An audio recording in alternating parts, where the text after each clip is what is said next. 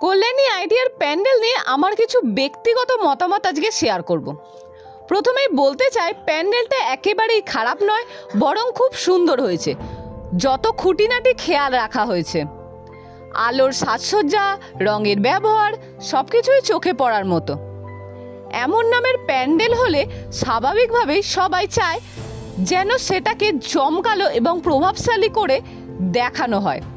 কিন্তু আমার মনে হয় একটা জিনিস আছে যেটা একটু ভাবার মতো। অনেক সময় আমরা শুধু উঁচু করার দিকেই জোর দিচ্ছি।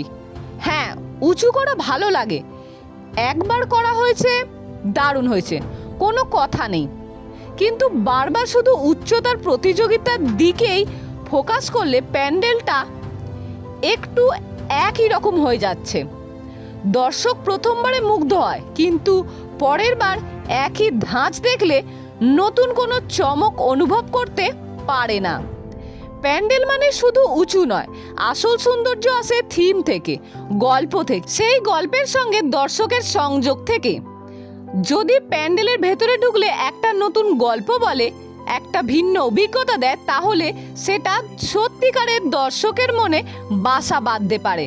আমি মনে করি এবার যদি শুধু উচ্চতার দিকে নজর না দিয়ে কিছু নতুন ভাবনা ভাবা যায়, হয়তো স্থানীয় সংস্কৃতি, কোনো সামাজিক বার্তা বা একেবারে ভিন্ন কোনো থিম, তাহলে দর্শকও আরও বেশি মুগ্ধ হবে।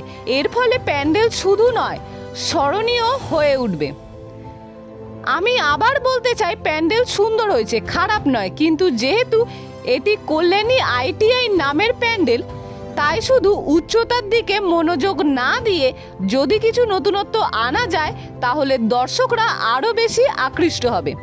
প্রতিবার নতুন কোনো থিম আনা হলে সেটা শুধু দৃষ্টিনন্দন হবে না, বরং মানুষের মনে আর একটা বিশেষ জায়গা রাখবে।